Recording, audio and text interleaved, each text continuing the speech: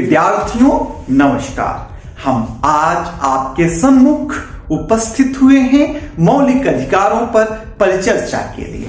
प्रिय विद्यार्थियों, हमने अपने पिछले वीडियो में आपके साथ अनुच्छेद 21 पर पूर्ण विमर्श किया और जिसमें प्राण एवं दैहिक स्वतंत्रता के संदर्भ में संपूर्ण बातें बताने का प्रयास किया और कैसे सर्वोच्च न्यायालय ने आर्टिकल 21 को विस्तार दिया और उसके अंदर किन किन चीजों को निहित माना, उन सारी बातों की परिचर्चा किया।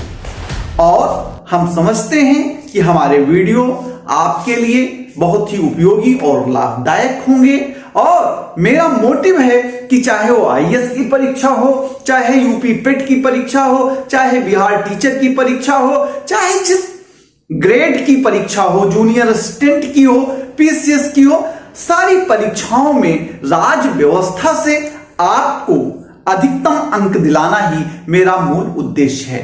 प्रिय विद्यार्थियों, आज आपके लिए पुनः उपस्थित हुआ हूं मौलिक अधिकारों के अंतर्गत अनुच्छेद 21 का शिक्षा का अधिकार लेकर के। प्रिय विद्यार्थियों, आइए हम परिचर्चा करते हैं। जैसा कि आप जानते हैं, देश 26 जनवरी 1950 को गणतंत्र के रूप में स्थापित हो गया। जब भारत गणतंत्र के रूप में स्थापित हुआ तो उसका उद्देश्य था कि शिक्षा की रोशनी हर व्यक्ति तक पहुंचाना।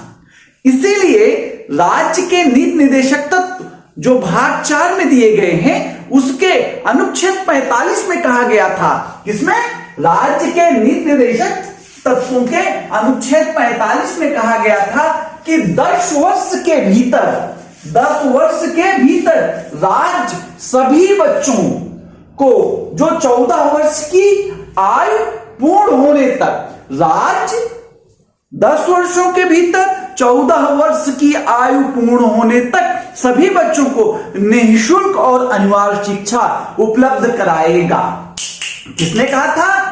संविधान निर्माताओं ने नीति निर्देशक तत्व जो संविधान के भाग 4 में वर्णित है उसमें ये बातें कही।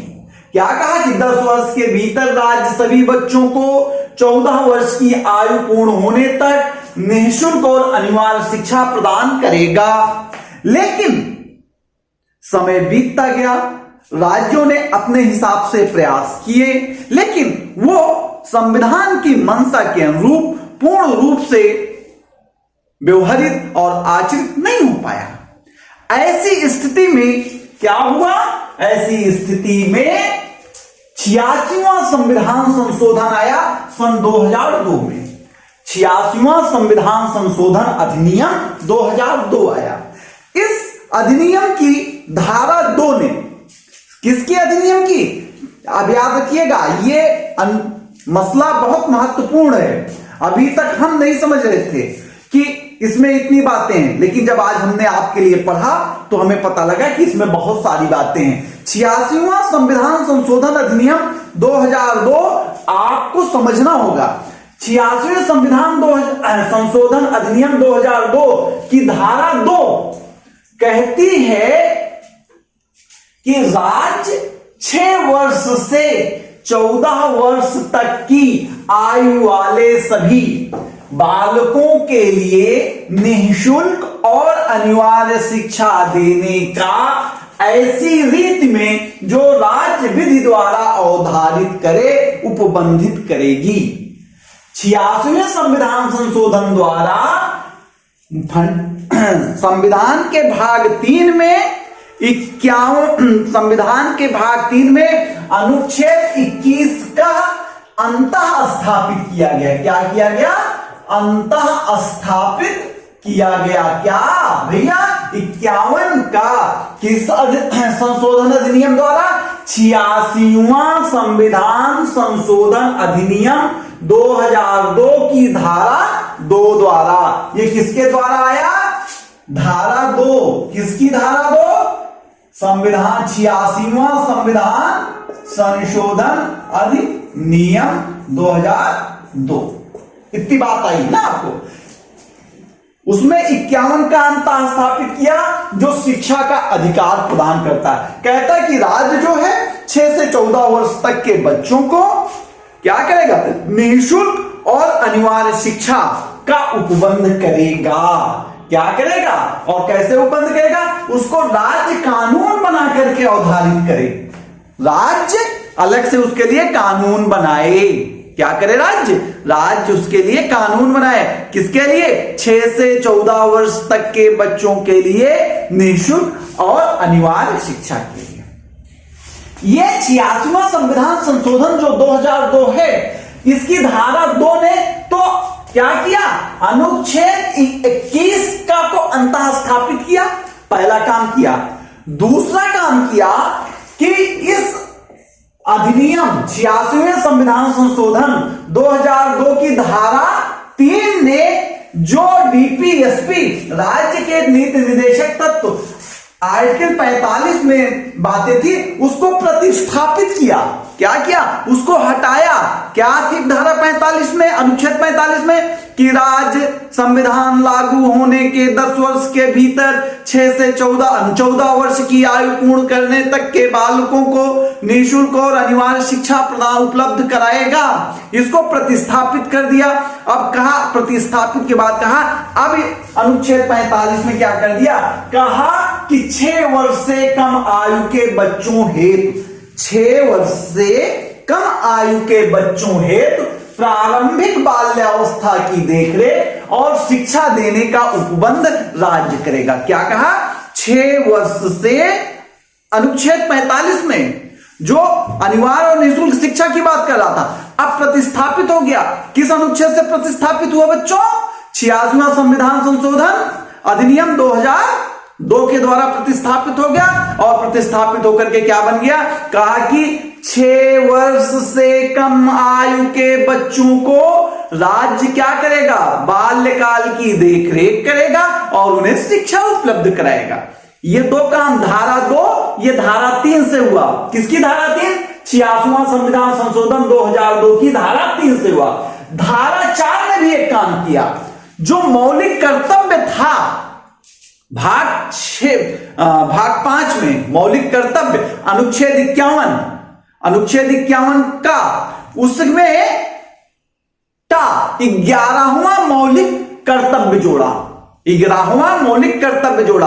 किसके माध्यम से 11वां मौलिक कर्तव्य जुड़ा, 86वें संविधान संशोधन अधिनियम 2002 की धारा 3 द्वारा कहा कि राज्य के माता पिता और संरक्षक अपने बच्चों और प्रतिपाल्यों के लिए शिक्षा के अवसर उपलब्ध कराएंगे।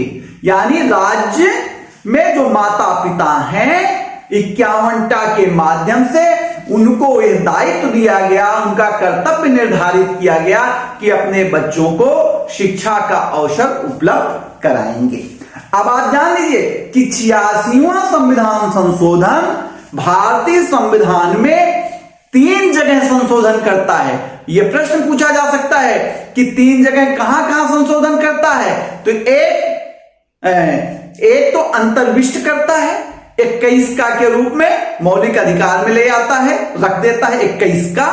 दूसरा प्रतिस्थापन करता है, कहां प्रतिस्थापित करता है, अनुच्छेद 45 को प्रतिस्थापित करता है। और तीसरा फिर समाहित करता है 51 का बिंदु, अर्थात 11वां मौलिक कर्तव्य। पहले 10 मौलिक कर्तव्य थे, अब 11 मौलिक कर्तव्य है। ये इतनी बात हमको लगता है कि समझ में आ गई।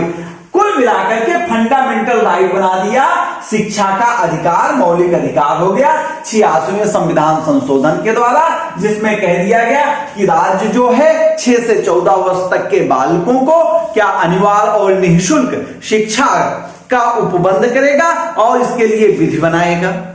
इसके लिए विधि बनाएगा।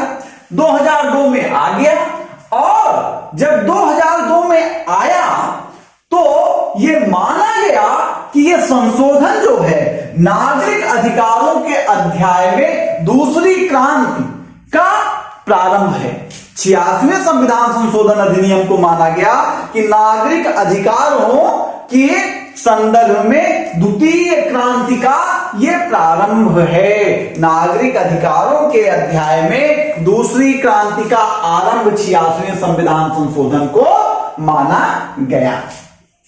कुल मिलाकर के अनुच्छेद 21 का जो फंडामेंटल राइट में है, ये 6 से 14 वर्ष तक के बच्चों को मुफ्त और अनिवार्य शिक्षा प्रदान करता है। देखिए, संविधान में लिख देने से नहीं मिला, हो जाएगा। अब उसको कहा गया कि ऐसा किया गया, ऐसी जरूरत नागरिकों को अधिकार दिया जा रहा है। अब राज्य इसके लिए कानून बनाएगा। जैसे अस्पृश्यता में आप देखिए कि अस्पृश्यता के अंत की घोषणा कर दिया गया। इसका किसी भी प्रचार, किसी भी रूप में आचरण, प्रचार और प्रसार अपराध होगा, दंडनीय, और इसके लिए विधि राज्य बनाएगी। ऐसे ही कर दिया इसमें अनुच्छेद 21 का है कि राज्य इसके लिए विधि बनाए और राज्य अपनी विधि बनाए। राज्य ने फिर क्या किया? राज्य ने 2009 में अनिवार्य शिक्षा के अधिकार को लागू करने के लिए एक विधि बनाया, एक कानून बनाया। उसका नाम रखा निःशुल्क और अनिवार्य बाल शिक्षा का अधिकार। निःशुल्क एवं अनिवार्य बाल शिक्षा का अधिकार 2009। क्या बनाया? निःशुल्क एवं अनिवार्य बाल शिक्षा का अधिकार 2009। आप ये जानते हैं कि शिक्षा समवर्ती सूची का विषय है। शिक्षा किसके आता है? समवर्ती सूची में। शिक्षा पर कानून कौन बना सकता है? राज्य और केंद्र, स्टेट और सेंट्रल, राज्य और यूनियन, प्रोविंस और यूनियन, राज्य और संघ, केंद्र और राज्य, सब प्रांत बना सकते हैं। तो केंद्र ने एक नियम बनाया, निःशुल्क और अनिवार्य बाल शिक्षा का अधिकार 2009, जिसे लागू किया अप्रैल 2010 में। कब लागू किया? 1 अप्रैल 2010। एक बात हम और आप बताएं, 11वीं पंचवर्षीय योजना में यह तय हो चुका है कि शिक्षा को पीपीपी मॉडल लागू किया जाएगा। यह निर्धारित हो चुका है। पब्लिक प्राइवेट पार्टनरशिप में शिक्षा को लाने के लिए 11वीं पंचवर्षीय योजना में निर्धारण हो चुका है। अब इसको लागू कर दिया और जितने 1-1 किलोमीटर पर प्राथमिक विद्यालय खोल दिए गए, उनके लिए बच्चों के लिए एमडीएम की व्यवस्था कर दी गई। बच्चों का 1 पैसा शुल्क नहीं लगता, उनको ड्रेस और एमडीएम दोनों मिलती है। और इसने जो ये अधिनियम था निःशुल्क और अनिवार्य बाल शिक्षा अधिकार 2009, इसकी धारा 12(1)(c) ने, किसने? 12(1)(c) ने यह व्यवस्था दिया कि जो गैर अनुदानित मान्यता प्राप्त निजी स्कूल हैं, गैर अनुदानित मान्यता प्राप्त निजी स्कूल को कहा कि सामाजिक और आर्थिक रूप से कमजोर पृष्ठभूमि के बच्चों को आप अपने यहां 25% की क्षमता तक एडमिशन देंगे। किसको? सामाजिक और आर्थिक रूप से कमजोर विद्यार्थियों है 25% का रिजर्वेशन कर दिया। कहा कि 25%, 20% गरीब बच्चे पढ़ेंगे। इस आदेश के खिलाफ राजस्थान के गैर मान्यता प्राप्त स्कूल, अनुदानित स्कूल, गैर अनुदानित मान्यता प्राप्त स्कूल सुप्रीम कोर्ट गए, राजस्थान सोसाइटी लेकर के गई और सुप्रीम कोर्ट ने कहा कि जो निःशुल्क एवं अनिवार्य बाल शिक्षा अधिकार अधिनियम 2009 का धारा 12(1)(c) है, ये क्या है? ये पूर्ण रूप से संवैधानिक है। इससे आपको छूट नहीं दी जा सकती। जबकि ये निजी स्कूल कह रहे थे कि ये जो आरटीई आया है, राइट टू एजुकेशन एक्ट आया है, ये लागू करना राज्य का कर्तव्य है। हमसे क्यों अपेक्षा करते हैं कि हम राज्य के इस कार्य में हम योगदान दें? लेकिन सुप्रीम कोर्ट ने कहा कि नहीं, ये आपको करना पड़ेगा, ये संवैधानिक है। ये बात आपको आ गई बात। और यूनेस्को ने कहा, बताया है कि वैश्विक मॉनिटरिंग रिपोर्ट 2010 आया है। यूनेस्को की वैश्विक मॉनिटरिंग रिपोर्ट 2010 आया है, जिसमें बताया गया कि 135 देश हैं। कितने देश? 135 देश हैं जिनके संविधान में अनिवार्य निःशुल्क भेदभाव रहित शिक्षा का अधिकार प्रदान किया है। कितने देश? 135 देशों में। कितने देशों में? 135 देशों के संविधान में शिक्षा को अनिवार्य, निःशुल्क और भेदभाव रहित अधिकार के रूप में वर्णित किया गया है। और आप ये देखें कि अभी तो हम 6 से 14 की बात कर रहे हैं कि कक्षा 8 तक की पढ़ाई, 8 साल की पढ़ाई हो जाए निःशुल्क। लेकिन जो संयुक्त राष्ट्र संघ का एसडीजी है, सतत विकास लक्ष्य, सस्टेनेबल डेवलपमेंट गोल, इसकी जो धारा 4 है, धारा 4 कहती है कि 2030 तक क्या करना है, जो सभी देश प्राथमिक शिक्षा और माध्यमिक शिक्षा दोनों को निःशुल्क करने के लिए सहमत हो गए हैं। तो 2030 तक भारत को भी क्या करना होगा, माध्यमिक शिक्षा जो सेकेंडरी शिक्षा है उसको क्या करना होगा, उसको भी निःशुल्क कर देना होगा। इस प्रकार से हम समझते हैं कि हम आपको अनुच्छेद 21 का जो शिक्षा का